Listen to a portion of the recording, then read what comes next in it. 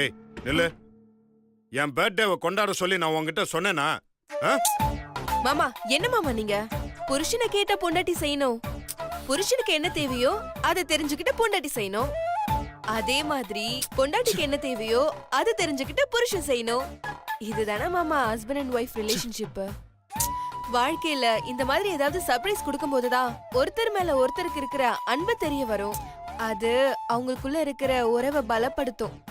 ஒன்னும் கட்டி புருஷன் பொண்டாட்டியா? யாருக்கு யாரு புருஷன் பொண்டாட்டி? அப்படி ஒரு நினைப்பு இன்னும் உன் மனசுல ஓடிட்டு இருக்கா என்ன? மாமா நான் மறக்கணும் தான் மாமா நினைக்கிறேன். நீங்க என் கழுத்துல கட்டி இருக்கிற தாலியும் இந்த ஊரும் நான் உங்க பொண்டாட்டின்னு ஞாபகப்படுத்திட்டே இருக்கு மாமா. இத்தனை வருஷமா என் பிறந்த நாள் வர்றதும் தெரியாது போறதும் தெரியாது. ஆனா இன்னைக்கு ஊரு முழுக்க டமர் அடிச்சு சொல்லாதது மட்டும்தான் குறை.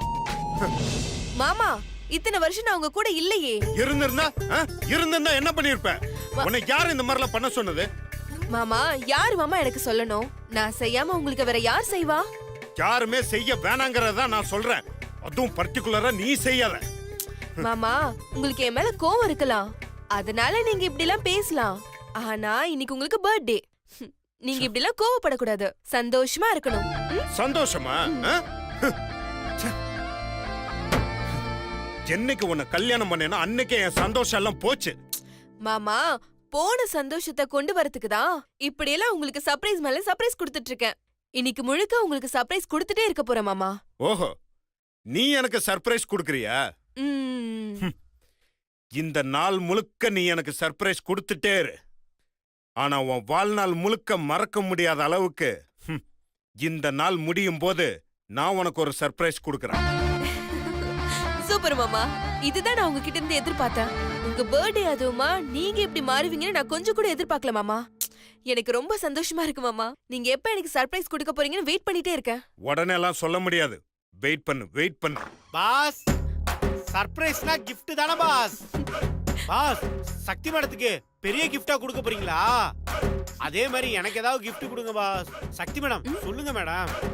நெல்லுக்கு பாயிருதே, அப்படியே இந்த புல்லுக்கும் பாயிட்டுமே. ஏங்க அவர்தான் கேக்குறாருல, கொடுத்துருங்க. gift தானே? இங்க வா ரெண்டு. இங்க வா. பாஸ், நீங்க கூப்பிடுறத பார்த்தா அடிக்கிற மாதிரியே இருக்கு. எதா இருந்தாலும் நீங்க இங்கேயே கொடுங்க, நான் அப்படியே வாங்கிக்கிறேன். நீ எங்க இருந்தாலும் உன் gift உன்னை தேடி வரணும். பாஸ், எனக்கு இதுவே போதும் பாஸ், gift எல்லாம் வேணாம் பாஸ். மாமா என்ன சர்ப்ரைஸ் மாமா? சர்ப்ரைஸ் தானே? வெயிட் பண்ணு. வெயிட் பண்ணாதானே சர்ப்ரைஸோட சஸ்பென்ஸ் கொஞ்சம் அதிகமாகும். மாமா நீங்க சொன்ன கரெக்டா தான் இருக்கும். அது இன்னைக்கு நைட் ரொமான்ஸா சொல்லுங்க.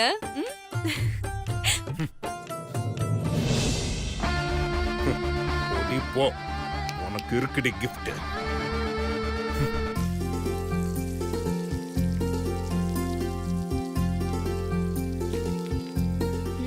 மீனாட்சி, இப்பதான் தெரியுது அம்மா ஏன் வேலைக்காரங்களை வேலையை விட்டு நிறுத்திட்டாங்கன்னு. ஆமா, இருக்கிற எல்லா வேலையும் நீயே எழுத்து போட்டு செஞ்சா வேலைக்காரங்க எதுக்கு?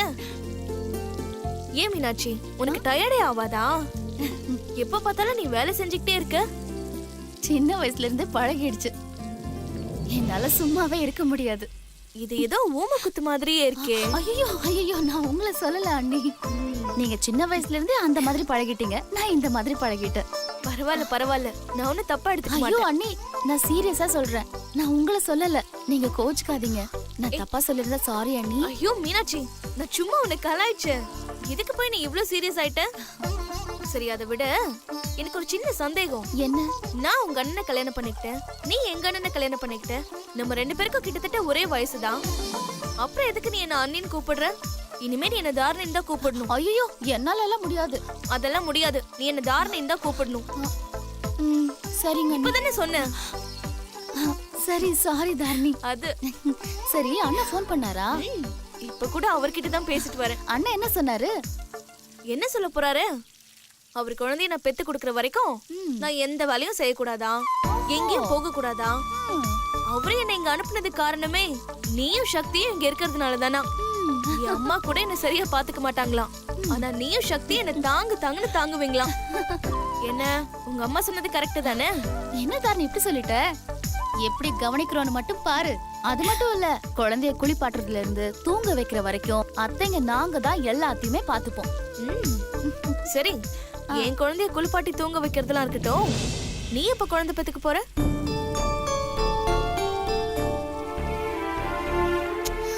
நானே உன்கிட்ட ஒரு விஷயம் கேட்கலான்னு இருந்தேன். என்ன தாரணி? நீயும் சுந்தரனும் குழந்தை பெத்துக்கிறத தள்ளி போட்டிருக்கீங்களா என்ன?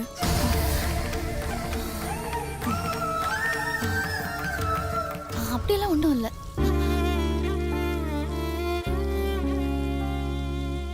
இல்ல மீனாட்சி, கல்யாணம் ஆகி இது வரைக்கும் எந்த விசேஷமும் இல்லையே, அதனாலதான் கேட்டேன். சுந்தரன் ஏதாவது சொல்லிச்சா கல்யாணம் ஆகி கொஞ்ச நாள் கழிச்சு குழந்தை பெத்துக்கலான்னு? இல்ல, அப்படியெல்லாம் எதுவும் இல்ல. நான் வந்த அன்னைக்கே பாட்டி விசேஷம் எதுவும் இல்லைன்னு உங்க 2 பேரையும் குத்தி காமிச்சு பேசினாங்க. எனக்கு கொஞ்சம் கஷ்டமா இருந்துச்சு. நீங்க 2 பேரும் சேர்ந்து 2-3 வருஷம் கழிச்சு குழந்தை பெத்துக்கலான்னு எதுவும் பிளான் பண்ணிருக்கீங்களா? இல்ல தாரணி, அப்படியெல்லாம் எதுவும் இல்ல. இப்பதானே கல்யாணம் ஆயிருக்கு, அதுக்குள்ள என்ன அவசரம்? அவசரம் எங்களுக்கு இல்ல மீனாட்சி, பெரியவங்களுக்கு தான். இப்பவே பாட்டி இத பத்தி பேச ஆரம்பிச்சிட்டாங்க. இன்னும் கொஞ்ச நாள் போச்சுன்னா அம்மாவும் பேசுவாங்க, அப்புறம் சுத்தி இருக்கிறவங்க எல்லாம் பேசுவாங்க. அதனாலதான் கேக்குறேன். நான் வேணா சுந்தரன் கிட்ட பேசி பார்க்கட்டுமா? யார்கிட்ட? அவர்கிட்டயா? இல்ல தாரணி, அவர்கிட்ட எல்லாம் இத பத்தி ஒண்ணும் பேச வேண்டாம். அப்போ வேற ஏதாவது பிரச்சனையா? உடல் ரீதியா, மன ரீதியா, இந்த ஜோசியம் ஜாதகம் இந்த மாதிரி ஏதாவது பிரச்சனையா? என்ன தாரணி, சம்பந்தமே இல்லாம சொல்லிட்டு இருக்க? அப்படியெல்லாம் எதுவுமே இல்ல. இல்ல மீனாட்சி, ஜோசியம் ஜாதகம்னா தெரிஞ்ச ஜோசியர் ஒருத்தர் இருக்காரு, அவர்கிட்ட போய் பேசலாம். இல்ல உடல் ரீதியா மன ரீதியானா கைனகாலஜிஸ்ட் டாக்டர்ஸ் இருக்காங்க, அவங்க கிட்ட போய் பேசலாம். தாரணி, நீ நினைக்கிற மாதிரி எங்களுக்குள்ள எந்த பிரச்சனையும் இல்ல. நாங்க நல்ல புருஷன் பொண்டாட்டியே தான் வாழ்ந்துட்டு இருக்கோம். கடவுள் எப்ப எங்களுக்கு குழந்தை கொடுக்கணும்னு நினைக்கிறாரோ அப்ப நாங்க பெத்துக்கிறோம். அது வரைக்கும் தயவு செஞ்சு இத பத்தி எதுவும் பேசாத ப்ளீஸ்.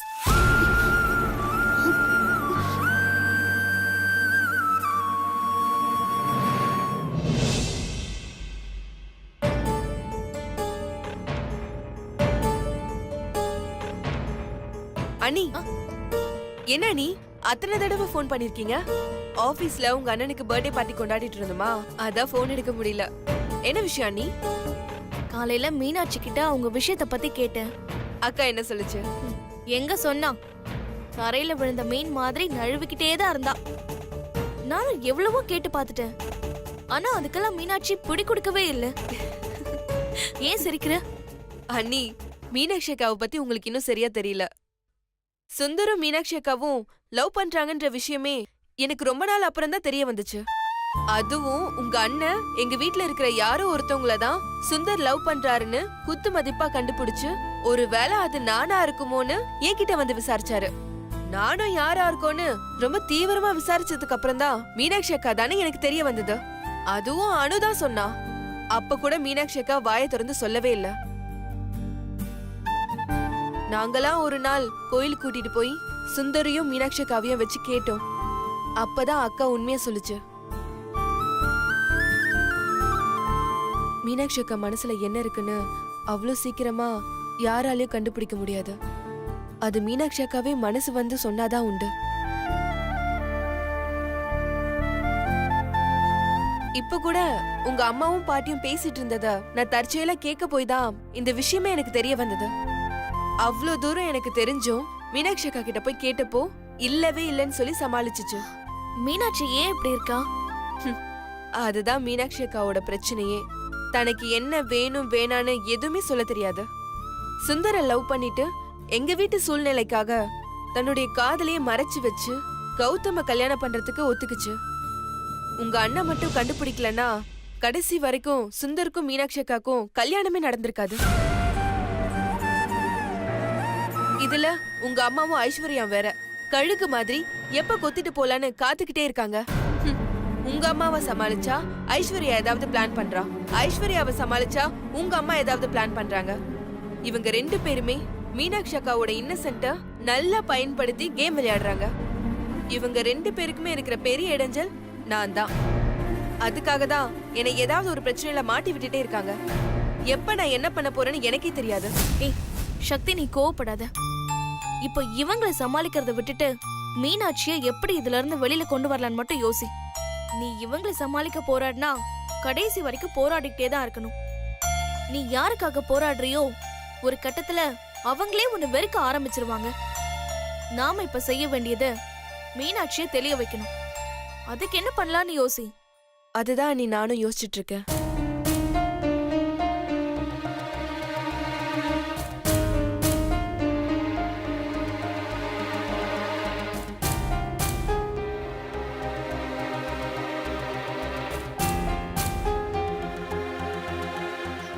எனக்கு ஒரு ஐடியா. என்ன? மீனாட்சி கிட்ட நடந்த உண்மையெல்லாம் சொன்னா என்ன? அதெல்லாம் நான் ஆல்ரெடி சொல்லியாச்சு. அக்கா குருட்டுத்தனமா உங்க அம்மாவையே தான் நம்பிட்டு இருக்கு. உங்க அம்மா என்னவோ பண்ணி மீனாட்சி அக்காவை அவங்க வலையில போட்டு வச்சிருக்காங்க. முதல்ல அதை உடைக்கணும். அப்பதான் மீனாட்சி அக்கா நம்பும். அது உங்க அம்மாவே சொன்னாதான் நடக்கும். எங்க அம்மா எப்படி சொல்லுவாங்க? சொல்ல வைக்கணும். அதான் எப்படி?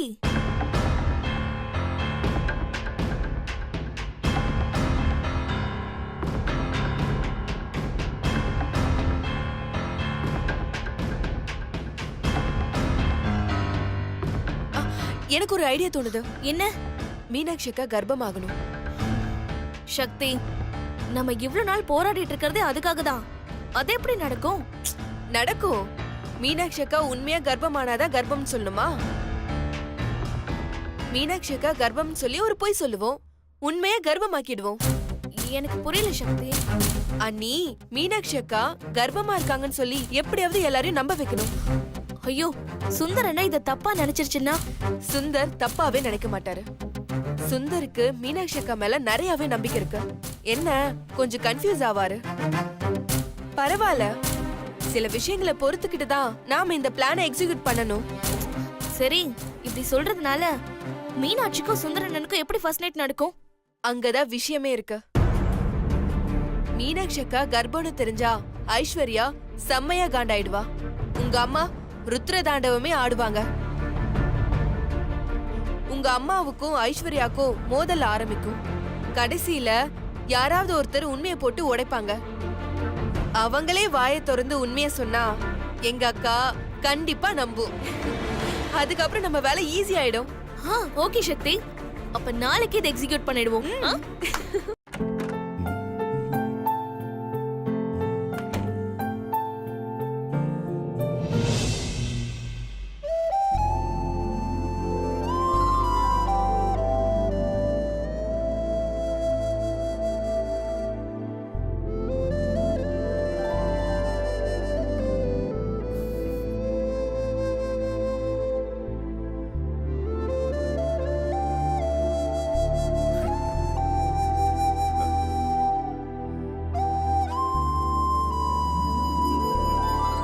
ஹாய் சக்தி.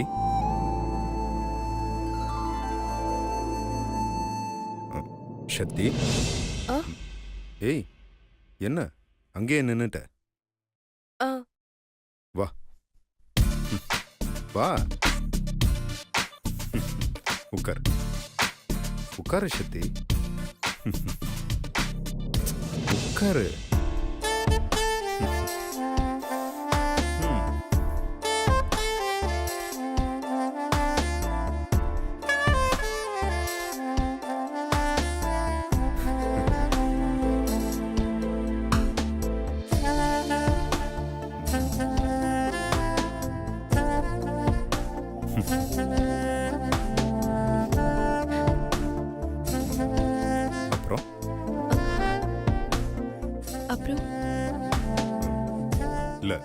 நீ சொல்லு. நான் என்ன சொல்றது? ஆ, ஏதாவது சொல்லு. ஐ லவ் யூ சொல்லணும்னு எதிர்பார்க்கறாரோ? ஏய், என்ன யோசிக்கிற?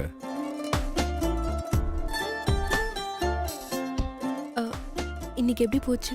ஆ, எப்படி போச்சுன்னா? இல்ல, இது நாள் வரைக்கும் நீங்க பர்த்டேவை கொண்டாடினது இல்லைன்னு சொன்னாங்க. இன்னைக்கு கொண்டாடி இருக்கீங்க. அத பத்தி நல்லா தான் போச்சு. நானே இதெல்லாம் எதிர்பார்க்கல. அப்படியே சிடுசிடுன்னு இருந்தீங்க. ம். ஆ, எப்பவுமே அப்படி இருந்து பழகிருச்சு. உடனே மாற்ற முடியுமா என்ன? ஆ? அப்போ இப்ப மட்டும் என்ன திடீர்னு? ஆ, ம். அதுக்காக எல்லா நேரமும் ஒரே மாதிரியா இருக்க முடியும்?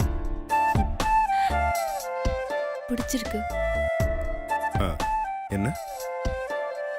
நீங்க இப்படி பேசுறது.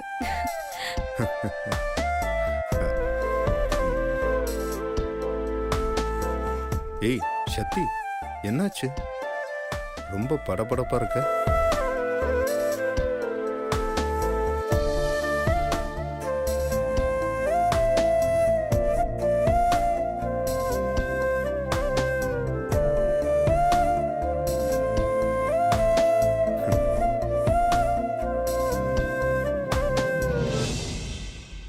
இங்க பார், ஏன் ஒரு மாதிரியா இருக்க? இல்ல, ஒண்ணு இல்ல. ஆ, சரி, என் பர்த்டேக்கு ட்ரெஸ் எடுத்து கொடுத்த, கேக் வெட்டினேன், ஆஃபீஸில் பெருசாக கொண்டாடினேன். ஆ, ஆனா நீ ஒரு விஷயத்த மட்டும் மறந்துட்டியே. என்ன? பர்சனலாக நீ எனக்கு எதுவுமே கொடுக்கலையே. சீ. ஏய், நீ வெக்கப்படுற அளவுக்குலாம் நான் எதுவும் கேட்கல. கிஃப்ட் எதுவும் கொடுக்கலையேன்னு தான் கேட்டேன். ஐயோ, மறந்தே போயிட்டேன் மாமா. ஒரு நிமிஷம் இருங்க.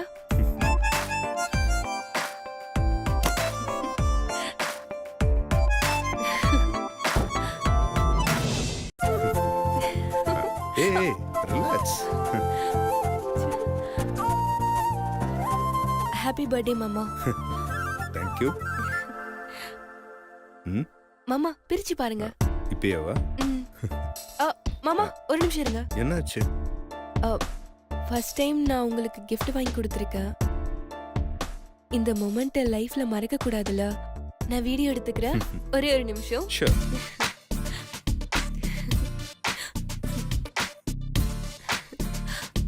ம். நான் என் கணவருக்கு முதல் முறையா வாங்கி கொடுத்த ஒரு அன்பு பரிசு. ம்.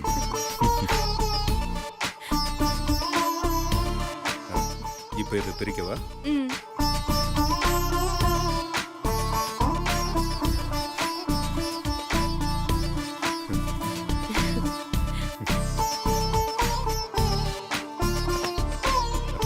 Wow, super. மாமா எப்படி இருக்கு? பிடிச்சிருக்கா? ஏய், எனக்கு பிடிச்ச வாட்ச், எஸ்பெஷலி எனக்கு பிடிச்ச leather strap. Thank you, thank you so much. இது வரைக்கும் யாரும் எனக்கு இந்த மாதிரி ஒரு gift கொடுத்ததே இல்லை. பொய் சொல்லாதீங்க மாமா. உங்களுக்கு இதை விட காஸ்ட்லியா யாராவது கண்டிப்பா gift கொடுத்திருப்பாங்க. ம், நிறைய கொடுத்துருக்காங்க, ஆனா இந்த மாதிரி யாரும் கொடுத்ததில்ல. சரி, நான் உனக்கு ஒரு சர்ப்ரைஸ் வச்சிருக்கேன். சர்ப்ரைஸா? எனக்கா? என்னது மாமா? நானும் உனக்கு ஒரு ஸ்பெஷலான gift வச்சிருக்கேன். மாமா நீங்க எனக்கு gift-ஆ? ம். ஐயோ, என் மாமா எனக்கு gift ஏய், கொடுக்க ஏய், போறாரு. இரு, என்ன பண்ற நீ? gift கொடுக்க போறேன்னு தான் நான் சொன்னேன். அதுக்கே எப்படி? மாமா நீங்க என்ன சாதாரணமா பார்த்தாலே எனக்கு அது பெரிய gift கொடுத்த மாதிரி தான் இருக்கும். இப்போ நீங்க ரொமான்டிக்கா gift கொடுக்கறேன்னு வேற சொல்லிருக்கீங்க.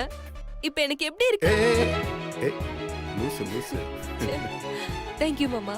சரி, gift எங்க? கொடுங்க கொடுங்க. ஜஸ்ட் ரிலாக்ஸ், எடுத்துட்டு வா. ஐயோ, என்ன gift கொடுக்க போறாரு தெரியலையே. எஸ்.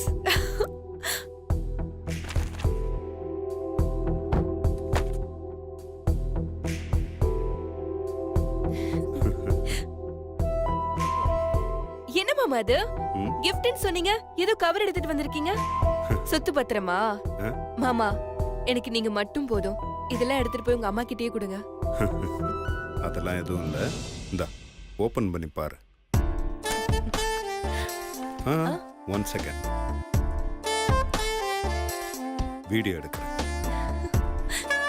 ஆ. நான் என் மனைவி சக்திக்கு எனது பிறந்த நாளன்று கொடுக்கும் முதல் பரிசு. இப்போ ஓபன் பண்ணு. ம்.